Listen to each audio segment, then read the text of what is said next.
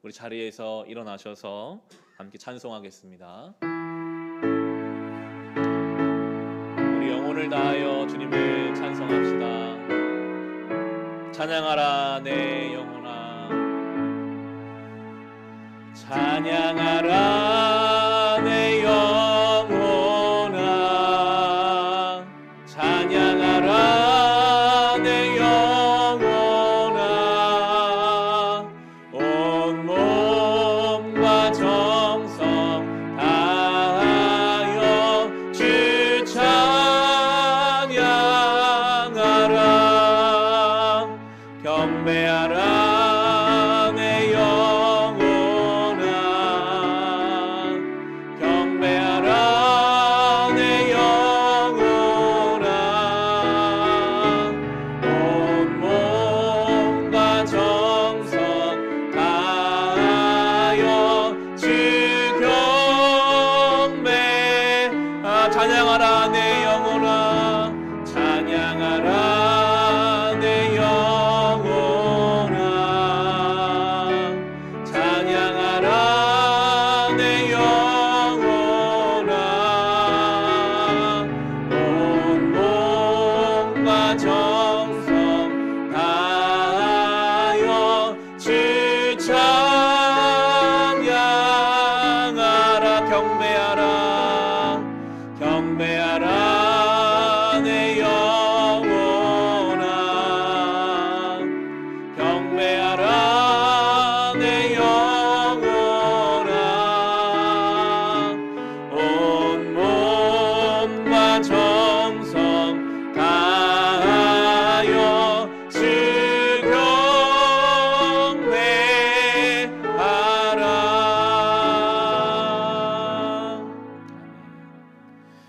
나는 전능하신 아버지 하나님, 천지의 창조주를 믿습니다. 나는 그의 유일하신 아들 우리 주 예수 그리스도를 믿습니다.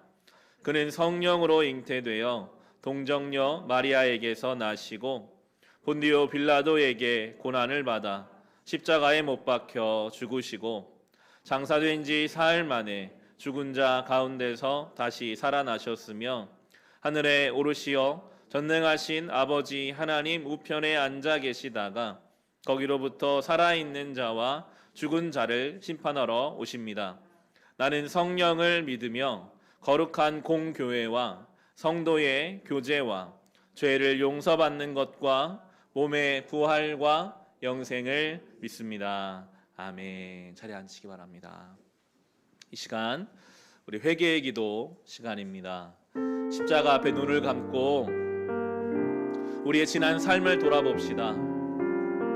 예배는 단순한 종교적 행위가 아니라 지난 우리의 삶을 주님께 끌어내어드리는 시간입니다. 지난 우리의 삶이 어떠하였습니까? 사랑으로 살라 명령하셨는데, 거룩하게 살라 명령하셨는데, 항상 기뻐하라고, 쉬지 말고 기도하라, 범사에 감사하라 하셨는데, 우리는 우리의 뜻대로 살아가느라 때로는 사랑 없이 살았고 감사 없이 살았습니다. 거룩하지 못하게 욕심을 따라 살았습니다. 주여, 우리의 삶을 아시는 주님, 예배를 통해 새롭게 되게 하소서. 우리를 변화시켜 주시고 치유하여 주시고 온전케 하여 주옵소서. 이미 예수 그리스도 십자가에서 치르신 그 값을 통하여 다시 주신 새로운 날에 죄와 싸워 이기며 날마다 변화됨으로 회개의 완성을 향해 나아가게 하옵소서. 우리 함께 사모하는 마음으로 기도하시겠습니다. 사랑의 하나님, 이 시간 우리가 예배의 자리에 나와 주님 앞에 간구하는 것은 지난 우리의 삶을 끌어와 주님 앞에 드리는 것입니다.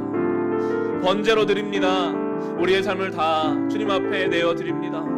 우리의 은밀한 죄, 우리의 생각 속에서 끊임없이 누군가를 정죄하고 판단했던 죄악들, 가장 사랑해야 할 사람을 사랑하지 못하고 우리가 쉽게 내뱉은 말로 상처 주었던 것들, 주님 거룩하게 살라고 사랑하며 살라 끊임없이 말씀하시지만 우리는 저 세상의 욕심과 나의 감정과 기분에 따라 얼마나 내가 내 중심적으로 살았는지 다시 한번 이 예배 앞에 하나님 앞에 돌아보게 됩니다. 주님, 그럼에도 우리를 새 피조물이라 명하십니다. 예수 그리스도 안에서 다시 살아갈 힘을 주셨습니다.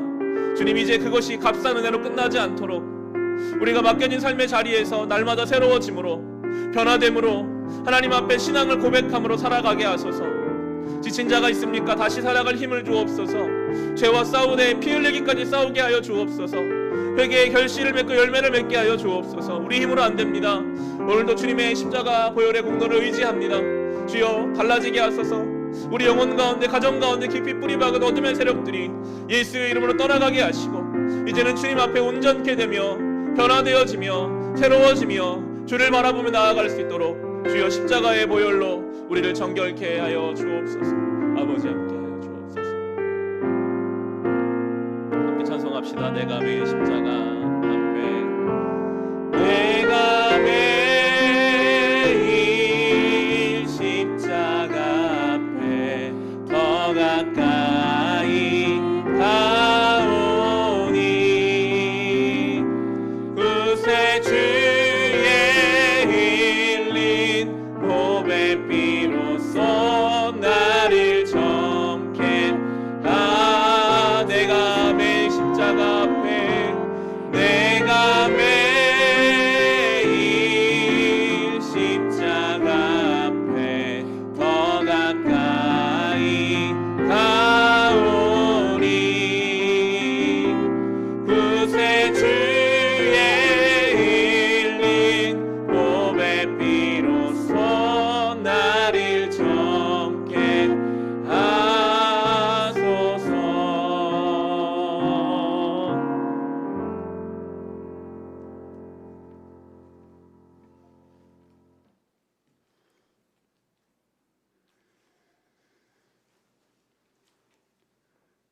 사랑의 하나님, 오늘도 주의 은혜 아래 우리가 모여 예배드릴 수 있게 하시니 감사합니다.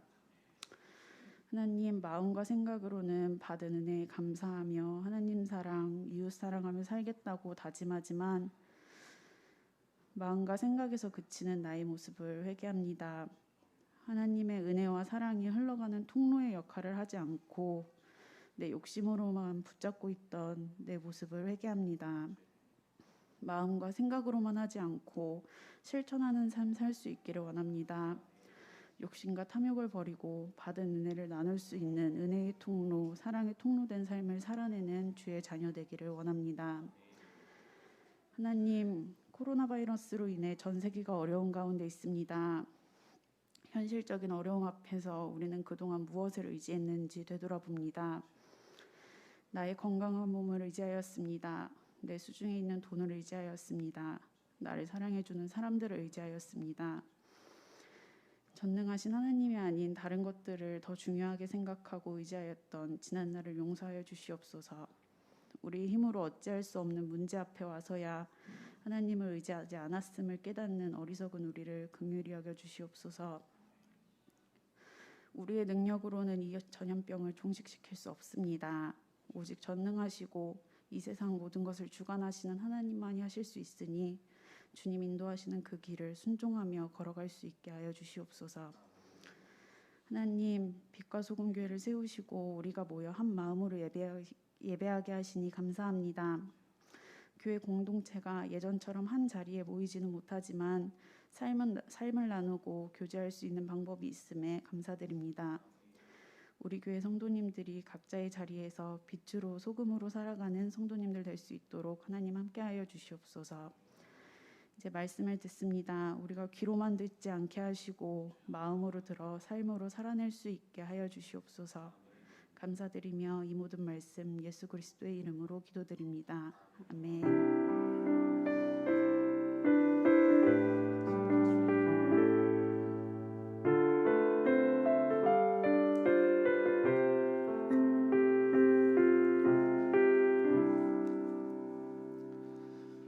오늘 우리에게 주신 하나님 말씀 함께 보겠습니다. 창세기 45장 1절부터 8절까지의 말씀입니다. 구약성경 64페이지에 있습니다. 창세기 45장 1절부터 8절까지의 말씀입니다. 다 찾으셨으면 우리 자리에서 일어나셔서 주신 말씀 함께 읽고 응답송 함께 찬송하겠습니다. 함께 읽겠습니다. 요셉은 북받치는 감정을 억누르지 못하고 자기의 모든 시종들 앞에서 그만 모두들 물러가라고 소리쳤다. 주위 사람들을 물러나게 하고 요셉은 드디어 자기가 누구인지를 형제들에게 밝히고 나서 한참 동안 울었다. 그 울음소리가 어찌나 크던지 밖으로 물러난 이집트 사람들에게도 들리고 바로의 궁에도 들렸다. 내가 요셉입니다. 아버지께서 아직 살아계시다고요. 요셉이 형제들에게 이렇게 말하였으나 놀란 형제들은 어리둥절하여 요셉 앞에서 입이 얼어붙고 말았다. 이리 가까이 오십시오 하고 요셉이 형제들에게 말하니 그제야 그들이 요셉 앞으로 다가왔다. 내가 형님들이 이집트로 팔아넘긴 그 아우입니다. 그러나 이제는 걱정하지 마십시오. 자책하지도 마십시오. 형님들이 나를 이곳에 팔아넘기긴 하였습니다만 그것은 하나님이 형님들보다 앞서서 나를 여기에 보내셔서 우리의 목숨을 살려주시려고 그렇게 하신 것입니다. 이 땅에 흉년이 든 지 이태가 됩니다. 앞으로도 5해 동안은 밭을 갈지도 못하고 거두지도 못합니다. 하나님이 나를 형님들보다 앞서서 보내신 것은 하나님이 크나큰 구원을 베푸셔서 형님들의 목숨을 지켜주시려는 것이고 또 형님들의 자손을 이 세상에 살아남게 하시려는 것입니다. 그러므로 실제로 나를 이리로 보낸 것은 형님들이 아니라 하나님이십니다. 하나님이 나를 이리로 보내셔서 바로의 아버지가 되게 하시고 바로의 온 집안의 최고의 어른이 되게 하시고 이집트 온 땅의 통치자로 세우신 것입니다. 아멘. 이 말씀이 우리 영혼의 생명샘 되게 하소서. 사모하는 마음으로 함께 찬송하겠습니다. 널리 울리어 퍼지는 생명의 말씀은 마음의 용서와 평안을 골고루 주나니 다만 예수 말씀 듣고 복을 받네. 아름답고 귀한 말씀 생명샘이로다. 아름답고 귀한 말씀 생명샘이로다.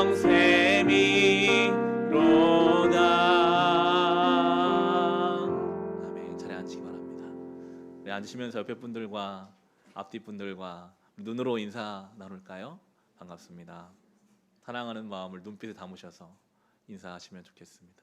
영상으로 예배드리신 성도께서도 사랑하는 가족들과 인사 나누시면서 함께 말씀 듣도록 하겠습니다.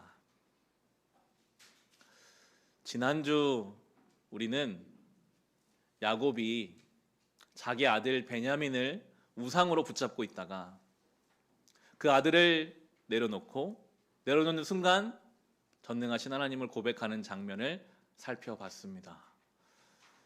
하나님보다 더 사랑하는 것, 이거 없으면 내 인생 안 될 것 같은 어떤 그것. 신기한 것은 그것을 놓아야 참된 자유가 오고 그것을 놓아야 하나님의 섭리를 발견할 수 있었다라는 것입니다. 하나님은 그렇게 야곱의 인생을 회복시켜 주셨습니다. 야곱의 인생을 회복시키시면서 요셉의 상처도 만져주셨고 요셉의 상처를 만져주시면서 요셉의 형제들의 죄를 스스로 다시 한번 생각하고 해결할 수 있도록 하셨습니다. 하나님은 그렇게 일하시더라고요. 다방면으로 입체적으로 일하십니다. 우리 하나님 오늘도 그렇게 우리의 삶 가운데 일하실 것입니다. 우리의 손에 붙잡고 있는 우상을 놓게 하셔서 전능하신 주를 바라보게 하시는 우리 하나님이시고요. 저와 여러분의 누구에게도 말 못할 마음의 상처를 세밀하게 만져주시는 분이시고요.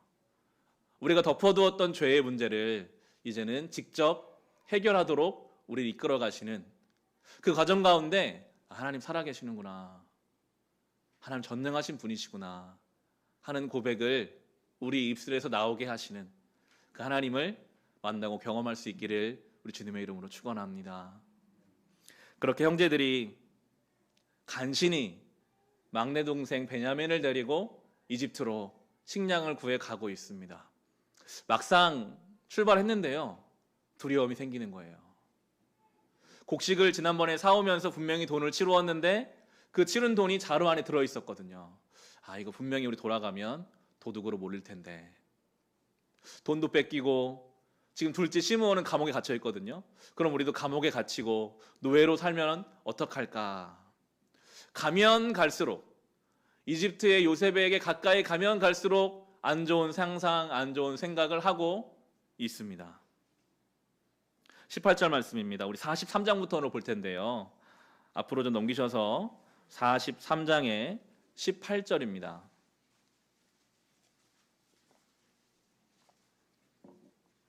우리 성경은 요셉의 형제들을 그 사람들이라고 지금 표현하고 있는데요, 18절 보시면 그 사람들은 요셉의 집으로 안내를 받아 들어가면서 겁이 났다. 그들은 지난번에 여기에 왔을 적에 우리가 낸 돈이 알지도 못하는 사이에 우리의 자루 속에 담겨서 되돌아왔는데 그 돈 때문에 우리가 이리로 끌려온다. 그 일로 그가 우리에게 달려들어서 우리의 나귀를 빼앗고 우리를 노예로 삼으려는 것이 틀림없다 하고 걱정하였다. 죄가 있는 인생은요, 늘 걱정 속에 삽니다. 본인들이 20년 전 요셉을 팔아 넘겼던 그 방식 그대로 당할 것 같아요. 우리도 그렇게 노예로 팔려가면 어떡하지? 돈 다 뺏기면 어떡하지? 죄가 있는 인생은 염려하게 되어 있습니다. 하나님의 손길을 기대하거나 바라지 못하고 죄 가운데 있는 인생의 특징인데요, 여러분, 우리는 기본적으로 본성이 죄성이 있거든요. 우리도 그래서 어떤 상황이 오면 오기도 전에 먼저 염려하고 근심하고 있죠. 사실 지금 요셉은요, 형들에게 돈 뺏을 생각 전혀 없습니다. 맛있는 음식을 준비하고 형제들에게 이제 뭔가 좋은 메시지를 전할, 결과적으로는 생명을 이루어갈 일들만 기다리고 있는데 지금 이들은 뭐라고 말하고 있습니까? 우린 돈 때문에 다 뺏길 거야. 이제 우리는 노예로 팔려갈 거야. 그러한 안 좋은 상상을 스스로 하면서 지금 가고 있죠. 그럴 거면 왜 왔을까요? 간신히 베냐민 데리고 지금 가면서도 안 좋은 상상, 하나님에 대한 소망은 전혀 없습니다. 하나님이 지금 이끌어가고 계시는데도 그저 안 좋은 일을 상상하는 이 모습이 여러분, 우리의 모습이지 않습니까? 저는 제 모습이 보이더라고요. 어떤 일 앞에서 하나님을 알아요. 기도도 해요. 그런데 막상 안 좋은 일을 상상하고 생각하고 안 될 거야, 다 뺏길 거야, 망할 거야. 설교 중에 몇 번 나눴던 것 같아요. 코로나 이 사태가 시작되면서 저희 교회 3년 막 되려고 할 때쯤부터 시작됐던 일이거든요. 3년 된 개척교회 목사로서 코로나의 상황은 두려움이었습니다. 제가 딱 형제들 모습이더라고요. 야, 이거 우리 교회 어떡하지? 앞으로 어떻게 될까? 괜찮을까? 일어나지 않은 일에 대한 염려 제가 하고 있었습니다. 그런데 지난 한 해를 돌아보니까요, 하나님이 늘 우리 교회를 지켜주시더라고요. 이 상황 속에서도 함께 성도 간의 교제를 할 수 있는 길을 열어주시더라고요. 아니, 오히려 이 상황을 통해서 오히려 우리를 더 순전하고 거룩하게 만들어 가실 하나님의 계획이 있음을 깨닫게 하십니다. 여러분, 어떤 일들 앞에서 먼저 인간적인 염려를 붙잡지 마십시오. 우리는 죄된 본성이라 어쩔 수 없어요. 그런 생각이 올라와요. 그러나 의지적으로, 아니야, 하나님은 살아계셔. 오늘도 하나님이 나의 삶을 이끌어 가셔. 그렇게 믿음의 싸움을 우리가 해나가야 하겠습니다. 그렇게 요셉의 집에 갔습니다. 요셉은 출타 중이고 요셉의 집의 관리인, 개역성경에서는 청직이라고도 번역되는 그 사람을 먼저 만납니다. 요셉이 정말 신뢰했던 사람이에요. 모든 일을 다 그를 통해 하는 만한 그런 관리인과의 대화인데 요셉의 형제들이 하소연을 막 해요. 원래 우리가 돈을 내려고 했었고 우리는 억울합니다. 이어지는 19절에서 22절입니다. 그래서 그들은 요셉의 집 문 앞에 이르렀을 때에 요셉의 집 관리인에게 가서 물었다. 우리는 지난번에 여기에서 곡식을 사간 일이 있습니다. 하룻밤 묵어갈 곳에 이르러서 자루를 풀다가 우리가 치른 돈이 액수 그대로 우리 각자 자루 아기 안에 고스란히 들어있는 것을 보았습니다. 그래서 우리가 그걸 다시 가지고 왔습니다. 또 우리는 곡식을 살 돈도 따로 더 가지고 왔습니다. 우리는 누가 그 돈을 우리 자루 속에 넣었는지 모릅니다. 막 억울하다고 이야기해요. 요셉도 아니고 요셉의 집의 관리인. 그래도 그에게는 조금의 권력이 있겠죠. 지금 자신의 삶의 어려움과 그 억울함을 그들은 하나님께 아뢰는 게 아니라 장당 지금 내 눈앞에 뭔가 도움이 될 만한 그 사람 앞에서 막 억울함을 호소하고 있습니다. 놀라운 것은 그 사람의 입술에서, 아마 이 사람은 이집트 사람이었을 텐데 하나님 모르는 사람이었을 텐데 그 사람의 입술에서 하나님이 고백하게 하시거든요. 23절입니다. 그 관리인이 말하였다. 그동안 별거 없으셨습니까? 걱정하지 마십시오. 댁들을 돌보시는 하나님, 댁들의 조상을 돌보신 그 하나님이 그 자루에 보물을 넣어주신 것입니다. 나는 댁들이 낸 돈을 받았습니다. 이렇게 말하면서 관리인은 시몬을 그들에게로 데리고 왔다. 저는 이 말이 하나님이 이 관리인의 입술을 통해 하신 말이라고 적용하게 되더라고요. 걱정하지 마라. 내가 아브라함을, 이삭을, 야곱을, 그리고 너희를 여기까지 인도한 너희 하나님이다. 감옥에 갇혀있던 시몬을 데리고 안전하게 데리고 오고 보여주면서 그렇게 그들에게 말씀하고 계세요. 그들은 전혀 모르고 지금 눈앞에 있는 어떤 사람에게 의지하려고 하지만 하나님은 다시 말씀하십니다. 내가 여기까지 지금까지 너를 인도해 오지 않았느냐. 염려하지 마라. 두려워하지 마라. 그리고 이제 요셉을 직접 만나게 되는데요. 어떤 문제 앞에서 우왕좌왕하는 형제들의 모습이기보다는 그 문제보다 크신 하나님을 늘 잠잠하게 바라볼 수 있기를 간절히 소망하게 됩니다.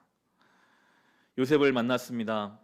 요셉은 두 가지를 물어요. 먼저는 아버지가 잘 계시는지, 그리고 그렇게 보고 싶었던 자기 친동생 베냐민을 한 20여 년 만에 만나서 이상가족의 상봉이죠.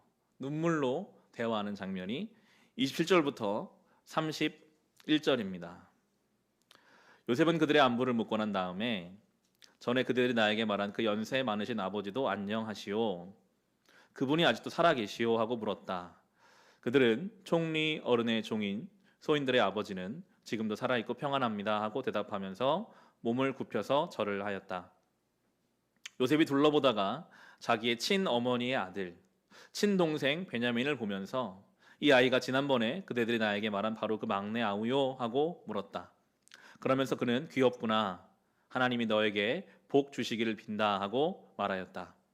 요셉은 자기 친동생을 보다가 마구 치밀어 오르는 형제의 정을 누르지 못하여 급히 울 곳을 찾아 자기의 방으로 들어가서 한참 동안 울고 얼굴을 씻고 도로 나와서 그 정을 누르면서 밥상을 차리라고 명령하였다.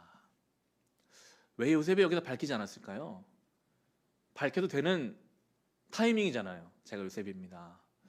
그런데 밝히지 않고 그 감정이 억눌러지지 않아서 방에 가서 한참 울다가 얼굴을 씻고 다시 나와서 요셉이 아닌 척 연기하는 그 이유는 무엇일까요? 여러분, 복수심 때문이 아닙니다. 하나님은 이 일들을 통해서 요셉의 형제들에게 기회를 주고 계세요. 20년 전 미움 때문에 자기 동생을 옷을 벗겨서 구덩이에 쳐놓고 팔아넘겼던 그 죄를 지었던 형제들에게 이제 같은 상황을 만들어서 이번에는 똑같은 죄를 짓지 않고 변화된 모습을 통해서 하나님 앞에 나아갈 수 있는 기회를 지금 만들고 계시거든요. 요셉이 르우벤부터 베냐민까지 나이 순서대로 형제들의 자리를 만들어주고 자기의 사랑을 담아서 베냐민에게 넉넉하게 5배의 음식을 주고 만찬이 그날 밤에 쭉 이루어집니다. 즐겁고 평안한 시간이 지나가죠. 그리고 이제 진짜 하나님의 테스트, 요셉이 계획한 일은 다음 날 일어납니다. 즐겁게 대접받고 곡식을 다 얻고 돌아가려는 그들의 자루, 베냐민의 자루에 요셉이 은잔을 숨기라고 하거든요. 44장입니다. 1절과 2절 보시면요. 요셉이 집 관리인에게 명령하였다. 저 사람들이 가지고 갈 수 있을 만큼 많이 자루에 곡식을 담으시오. 그들이 가지고 온 돈도 각 사람의 자루 아귀에 넣으시오. 그리고 어린 아이의 자루에다가는 곡식값으로 가지고 온 돈과 내가 쓰는 은잔을 함께 넣으시오. 관리인은 요셉이 명령한 대로 하였다. 베냐민의 자루에 은잔을 집어넣어 놨는데 전혀 모르고 이제 길을 떠납니다. 야, 이제 우리는 양식 얻었구나. 베냐민도 시몬도 데리고 가는구나. 기쁘게 가는 와중에 요셉이 이제 그들 다시 부르죠. 4절 5절 보시면요.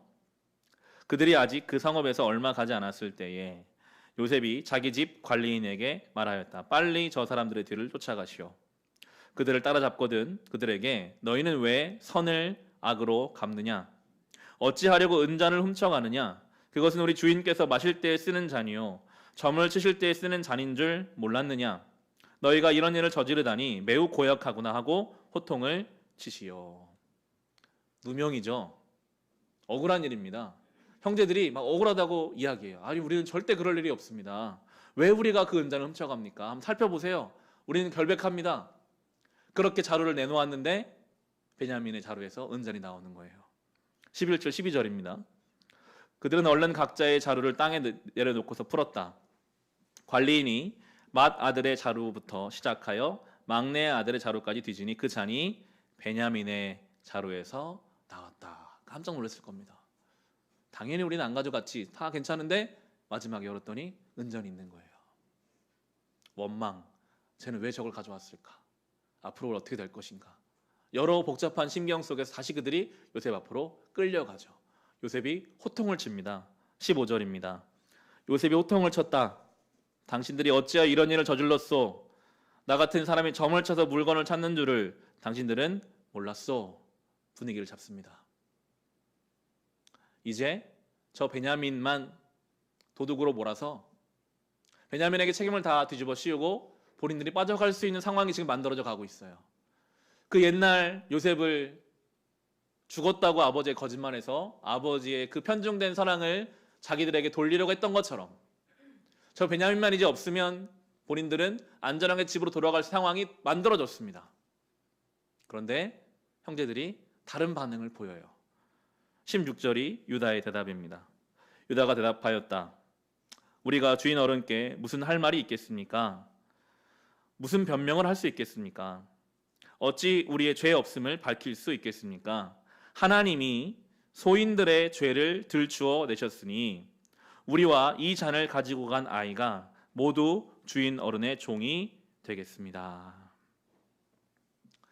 이들은 은잔을 안 가져갔거든요. 결백해요. 그런데 지금 유다가 뭐라고 말합니까? 하나님이 우리의 죄를 들추셨습니다. 유다가 지금 말하는 죄는요, 은잔을 가져간 죄가 아니라 20년 전 자기 동생을 너무나 미워해서 그를 죽이려 했다가 노예로 팔아버리고 자기 아버지에게는 거짓말로 아마 우리 동생이 동물에 의해 죽은 것 같습니다. 그 20년의 세월은 괴로운 세월이었어요. 밤마다 죄가 그들의 마음을 짓눌렀습니다. 아버지의 얼굴을 볼 때마다 거짓으로 아버지를 속였는데 저 아버지가 얼마나 괴로워하시는지를 늘 보면서 살았던 그 죄를 하나님이 지금 들추시는구나. 유다가 깨닫습니다. 여태껏은 상황에 따라 사람에 따라 움직였던 이들이 이제 하나님이 이 상황을 통해서 우리의 죄를 지금 들추고 계시니 이제 우리가 이 죄를 고백합니다라고 하나님 앞에 엎드리고 있어요. 유다는 그냥 입술로만 잘못했습니다라고 말하지 않고 이제 그 고백에 대한 책임을 지거든요. 요셉이 이렇게 말합니다. 17절입니다. 요셉이 말하였다. 그렇게까지 할 것은 없소. 이 잔을 가지고 있다가 들킨 그 사람만 나의 종이 되고 나머지는 평안히 당신들의 아버지께로 돌아가시오. 나머지는 안전하다. 베냐민만 놓고 가라. 예전에 그랬잖아요. 예전에 요셉만 없어지면 우리가 이제 편하겠지. 요셉을 자기 뜻대로 없애고 그렇게 살아왔던 그들이기에 똑같이 행동할 수 있는 상황 왔을 때 똑같이 반응할 수 있거든요. 그런데 다른 반응을 보이고 있습니다.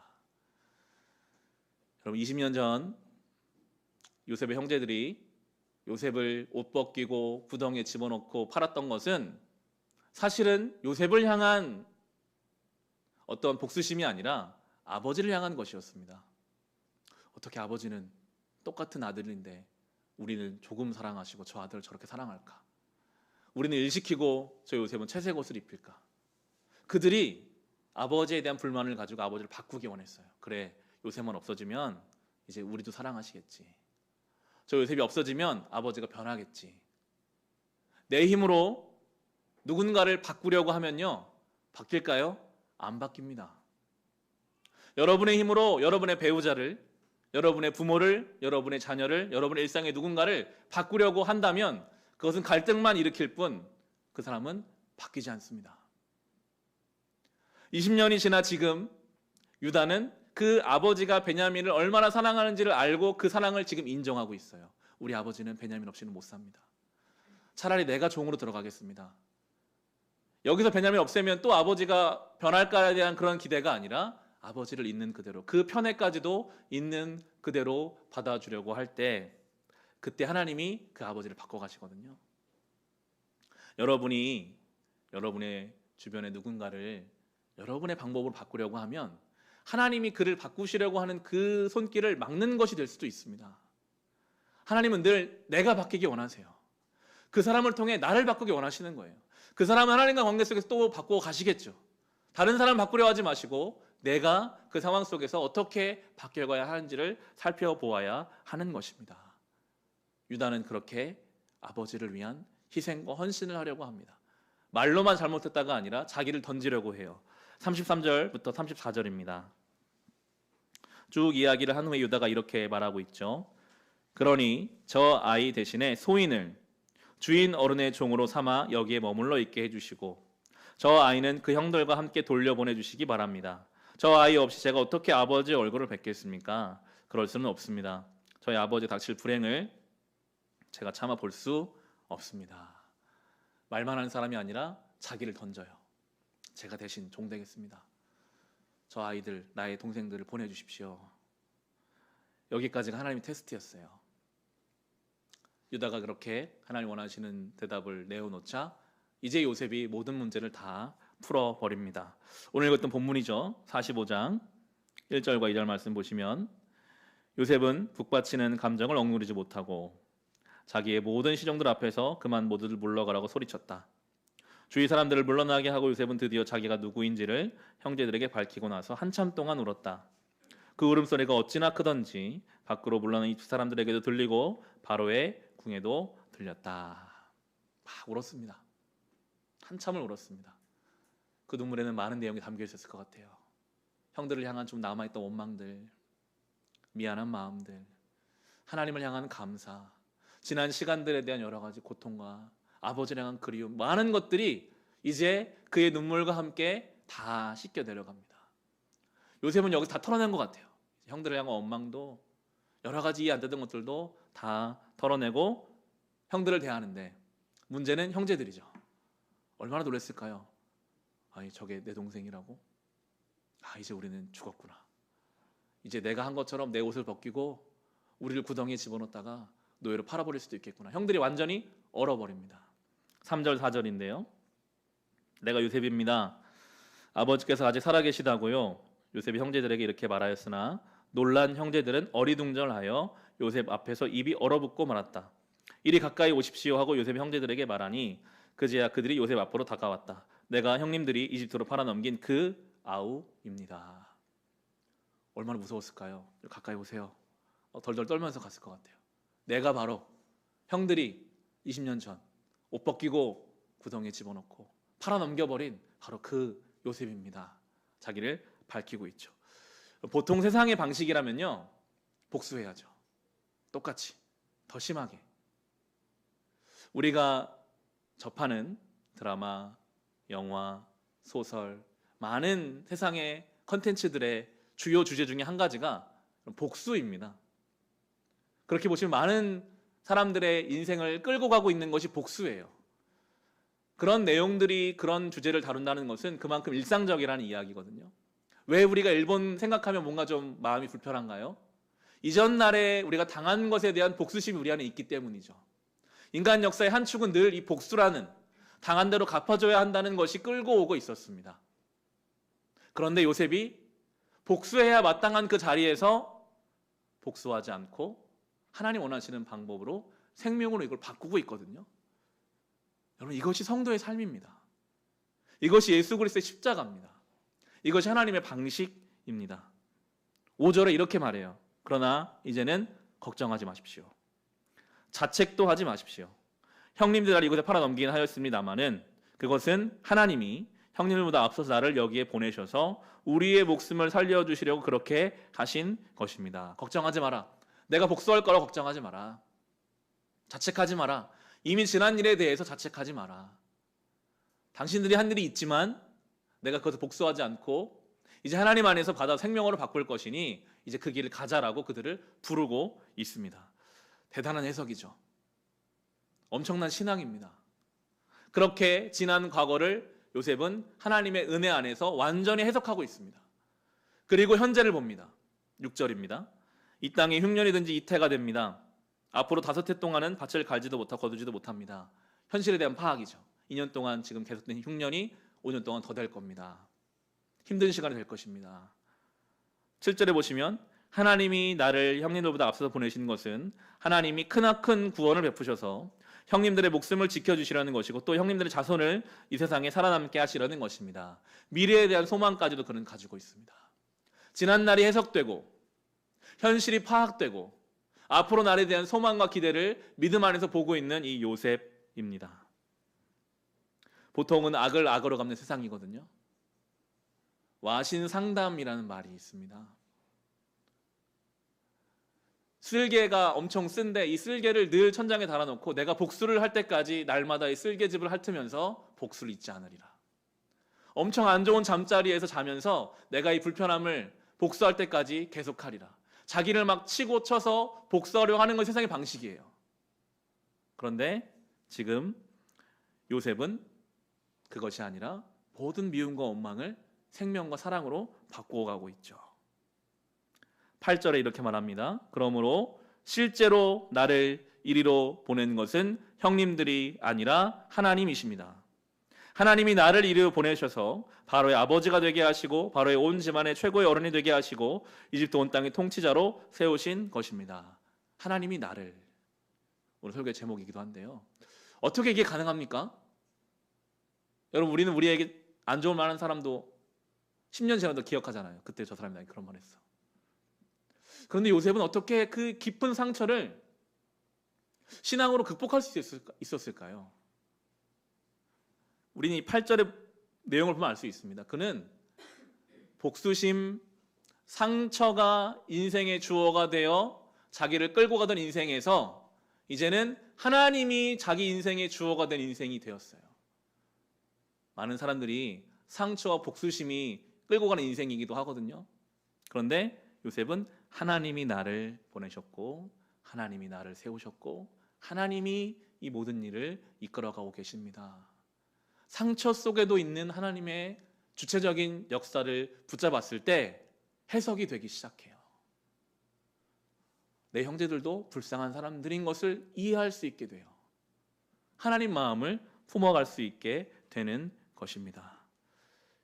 예수의 십자가가 그렇지 않았습니까? 예수의 십자가는요, 저주의 상징이었어요. 억울한 죽음이었어요. 처절한 죽음이었어요. 그런데 그 십자가가 생명이 되었죠. 십자가가 구원의 통로가 되었죠. 그 죽음과 억울함이 생명으로 구원의 통로로 바뀌었습니다. 그 십자가가 우리의 가슴 속에 있는 우리가 예수 믿는 성도라면 우리는 이제 이러한 삶을 살아가야 합니다. 여러분의 삶에 요셉과 같은 상처가 있습니까? 정말 요셉과 같이 내 인생의 밑바닥까지 떨어진 것 같은 감정과 어려움이 있습니까? 그 상처와 어려움이 주어가 되어 그 인생에 끌려가지 마시고 거기에서도 하나님이 나를 이끌어 가신다라는 믿음을 가지고 우리가 바꾸어내고 생명으로 새롭게 해 가야 하는 것입니다. 저는 이것이 감사인 것 같아요. 성경적인 감사가 여기에서 나옵니다. 오늘 주보 안쪽면에 보면 목회 단상이라고 있는데요. 잠깐 보실까요? 성경 구절을 하나 써놨습니다. 제일 위쪽에 개역성경 디모데전서 4장 4절 5절인데요. 하나님께서 지으신 모든 것이 선하매 감사함으로 받으면 버릴 것이 없나니 하나님 말씀과 기도로 거룩하여 짐이라. 하나님이 지으신 모든 것, 나의 삶에 허락하신 모든 상황, 요셉에게는 형제들이 나를 배신하고 버리고 팔았던 그것까지도 감사함으로 받으면 받을 수 있다는 거예요. 기도와 말씀으로 그 상황을 볼 수 있으면 감사로 받아서 올려드릴 수 있다는 것이 성경의 가르침입니다. 그래서 감사는요, 신앙의 고급 기술인 것 같아요.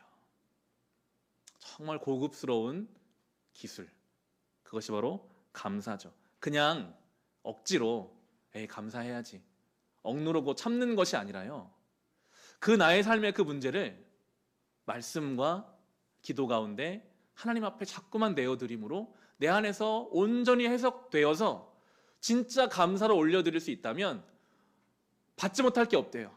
모든 것을 다 받을 수 있다라고 성경이 우리에게 말하고 있습니다. 이 감사는 놀라운 힘이 있거든요. 지난 11월 1일부터 우리 교회 톡스 모임이 시작됐습니다. 12개순 제가 세어보니까 59명 정도가 지금 참여하고 있더라고요. 오전에는 말씀을 좀 나누고 저녁 시간에 감사 제목을 나누는 식으로 쭉 가고 있는데, 저는 좀 일찍 자는 편이라서 아침에 일어나면 감사 고백들이 막 이렇게 올라와 있어요. 읽어보는데 어느 날은 이게 참 감사의 합창으로 들리더라고요. 이것이 감사합니다. 이것이 감사합니다. 잘 읽어보면 이 감사할 내용이 아닌 것을 감사로 들으시는 분도 있고, 제가 그 상황을 다 알지는 못하지만 그냥 그 감사의 고백을 간접적으로 듣는 것만으로도 저의 영혼이 풍성해지는 것을 경험했습니다. 요셉의 행동이 형제들의 삶을 완전히 바꿔놨을 거예요. 제가 저런 애가 아닌데, 자기밖에 모르는 애인데, 얼마나 이기적인 애인데, 그런데 요셉이 완전히 달라져 있거든요. 그 원망과 미움을 생명으로 감사로 바꾸고 있는 그 한 사람 요셉 때문에 요셉의 형제들은 이제 하나님을 고백할 수밖에 없습니다. 완전히 다른 인생이 되어가요. 감사로 하나님 앞에 드리는 한 사람은요, 그 주변의 공기를 완전히 바꿔버립니다. 방식을 바꿔버려요. 이것이 감사의 능력이거든요. 성도는 그렇게 살아야 합니다. 여러분의 삶에 일어난 어떤 일들을 하나님 앞에 감사로 받으십시오. 말씀과 기도로 거룩하게 바꿔내십시오. 말씀이 무엇이 말씀? 예수님 말씀이에요. 예수의 십자가로 우리의 삶의 방향을 받아서 그렇게 감사로 바꿔낸 한 사람의 삶이 주변에까지 선한 영향을 미치게 되는 것이고, 이것이 성도가 살아가야 할 삶의 방법이고 길입니다. 말씀을 마치려고 합니다. 저는 커피를 좋아하거든요. 요즘 핸드드립 커피를 좀 마셔보려고 하고 있습니다. 대단하고 거창한 것은 아니고 동네 커피숍에 가서 100g 정도 원두를 사다가 교회 와서 이제 갈아가지고 거의 물을 부어서 이제 마시는 건데, 그 맛이 안 나더라고요. 제가 생각하는 맛이 안 나요. 그래서 이렇게도 해보고 저렇게도 해보고 있습니다. 언젠가 좀 맛이 나면 제가 좀 성도님들 대접하고 싶은 마음이 있는데요. 그때까지 많은 연습과 훈련과 여러 가지 방법으로서 노력이 필요하겠죠. 커피 하나를 내리는 것도 연습이 필요합니다. 여러분의 감사의 삶에는 연습이 있어야 돼요. 여러분의 삶의 어떤 일을 감사로 잠깐 받아보세요. 이거 왜 이러지? 왜 내 마음대로 안 되지? 그렇게 끝내지 마시고요. 감사로 받은 버릴 것이 없다고 하셨는데, 말씀과 기도로 거룩해진다 하셨는데, 예수님의 마음으로 내가 이걸 받아서 어떻게 감사로 올릴 수 있을까요? 그 날들이 쌓이고 쌓이면 우리도 언젠가 요셉 수준의 감사, 여러분 대단한 감사 아닙니까? 복수를 끝내야 맞아요. 형제들을 처단해야 맞아요. 그런데 거기서 생명으로 바꾸는 이 놀라운 감사의 지경에까지 하나님은 우리를 올라가게 원하십니다. 이게 믿음의 실력이고 내용이겠죠. 그냥 교회를 왔다 갔다 하는 게 성도가 아니라 삶의 자리에서 어떻게 된가 이걸 감사로 받아서 예수님의 마음으로 받아서 이걸 내가 바꿔갈 것인가, 그렇게 해서 내 주변 사람들에게 감사의 공기를 전달할 것인가, 생명으로 바꿔낼 것인가, 이것이 성도의 삶의 내용이 되어야 하겠습니다. 같은 원두, 같은 커피 도구라도 누가 내리냐에 따라 향기와 맛이 완전히 다른 것처럼 같은 삶의 자리에 우리가 있다 할지라도 정말 우리가 예수님의 마음으로 그 빛 가운데 십자가 가운데 우리 삶을 잘 받아서 하나님 앞에 감사로 올려드려서 우리의 삶이 향기롭고 주님 보시기에 아름다운 빛깔을 낼 수 있는 그러한 성도의 삶이 되어 가시기를 주님의 이름으로 축원합니다. 이 시간 주신 말씀으로 우리 같이 기도하실 때 주님, 요셉은 정말 감사로 그것을 받아서 해석했는데 나의 삶에 여전히 받아들일 수 없을 것 같은 상처 있습니다. 마주하고 싶지 않은 사람이 있습니다. 해석되지 않는 삶의 아픔이 있습니다.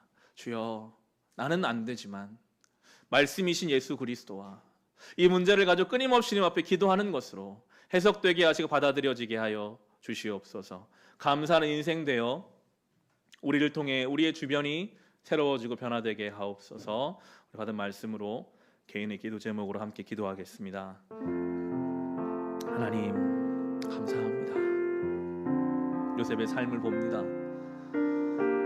놀라운 삶입니다.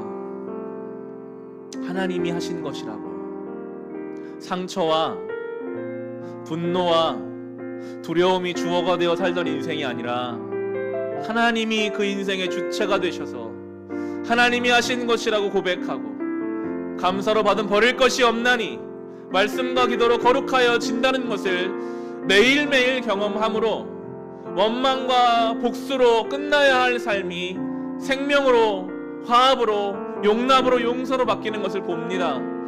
이것이 이 시대에 우리가 살아야 할, 교회가 가야 할 방향이요 성도의 살아야 할 길임을 가르쳐 주시니 감사합니다. 주님, 그러나 아직 우리는 너무나 부족하여 내 가족조차 온전히 용서하고 이해하지를 못합니다. 원망합니다. 내가 바꾸려 합니다. 내가 바꾸려 하여 하나님의 일하심을 내가 막는 방해물이 될까 두렵습니다.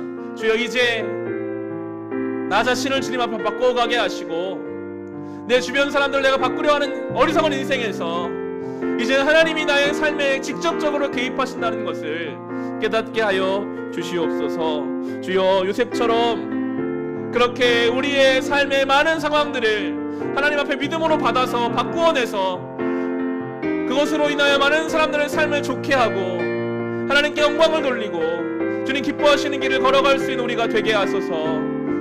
주님, 요셉과 같이 하나님을 바라볼 수 있기를 원합니다. 완전히 다른 방식으로 살아갈 수 우리가 되기를 원합니다. 주여, 우리를 사용하여 주시옵소서. 개인의 기도 제목마다 응답하여 주시고 아프고 병든 곳 위에 간구하는 제목 위에 하나님 일하여 주시옵소서.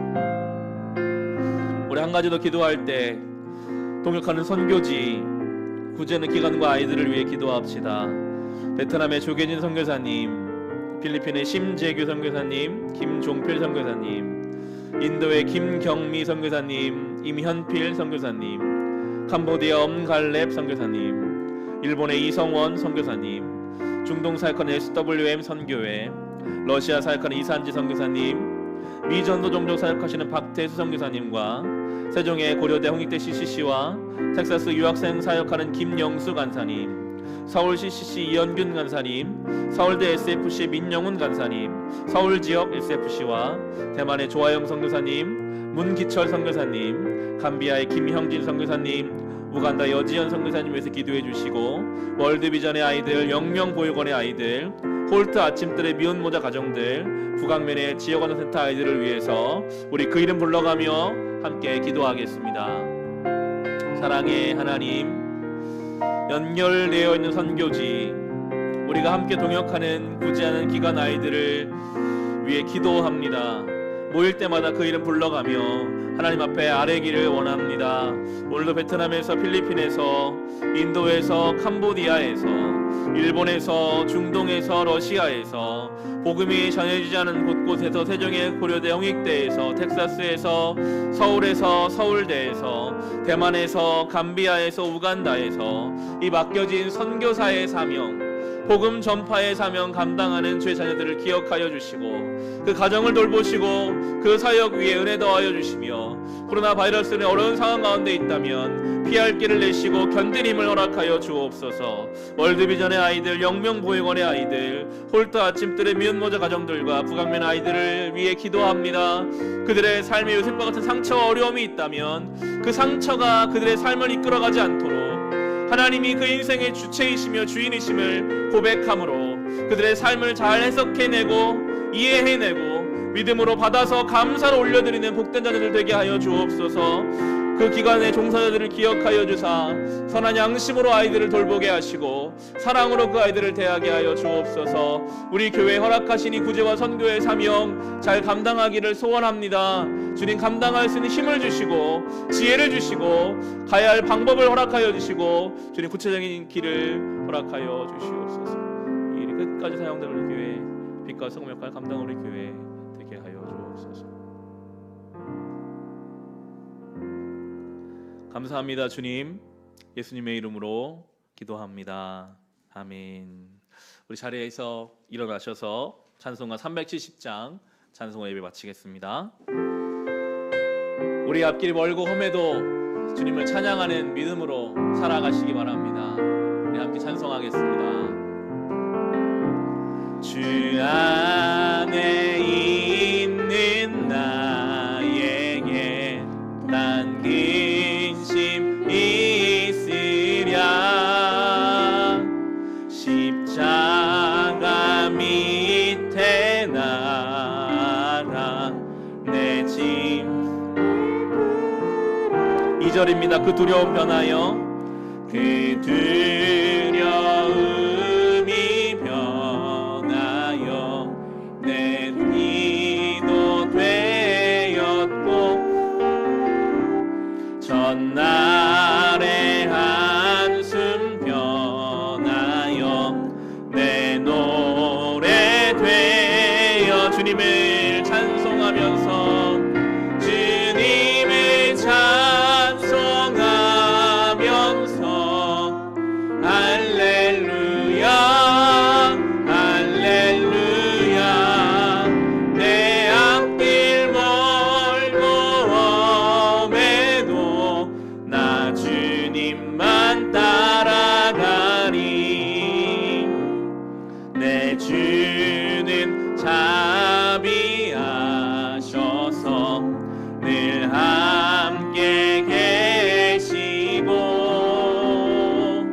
내 궁핍함을 아시고 늘 채워주시. 주님을 찬송하면서 주님을 찬송하면서 할렐루야 할렐루야. 내 앞길 멀고 험해도 나 주님만 따라가. 내 주와 맺은 언약은 내 주와 맺은 언약은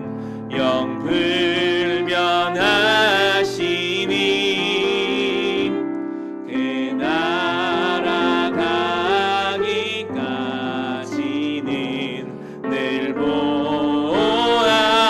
주님을 찬송하면서 주님을 찬송하면서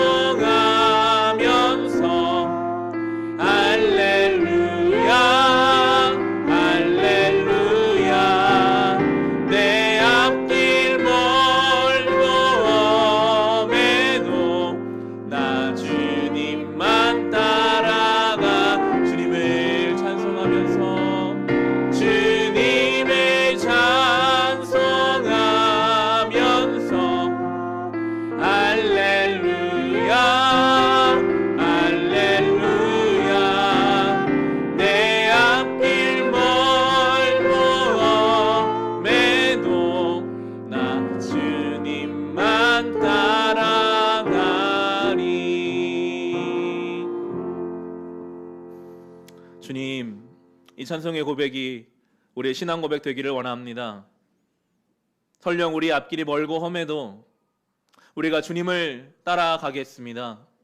예수께서 가신 그 길, 억울함과 죽음을 생명으로 부활의 영광으로 바꾸신 주님을 따라 우리 요셉처럼 우리의 삶의 모든 것을 감사함으로 받아 버릴 것이 없고 기도와 말씀으로 하나님 앞에 거룩하게 올려드릴 수 있는, 그래야 하나님께 영광이요 우리 주변의 많은 사람들에게 하나님의 선한 것을 나눌 수 있는 복된 성도의 삶 되게 하여 주옵소서. 오늘 하나님을 예배하며 감사하는 마음으로 귀한 예물 구별하여 주님께 올려드리오니 우리가 드린 모든 것 기뻐 받아 주옵소서. 지금은 우리 주 예수 그리스도의 은혜와 하나님 우리 아버지의 크신 사랑하심과 성령님의 우리와 동행하심이 여기 모인 우리 모두 위에, 우리의 가정 위에, 우리의 교회 위에, 이 나라의 민족 가운데 함께하여 주시기를 간절히 축원하옵나이다. 아멘.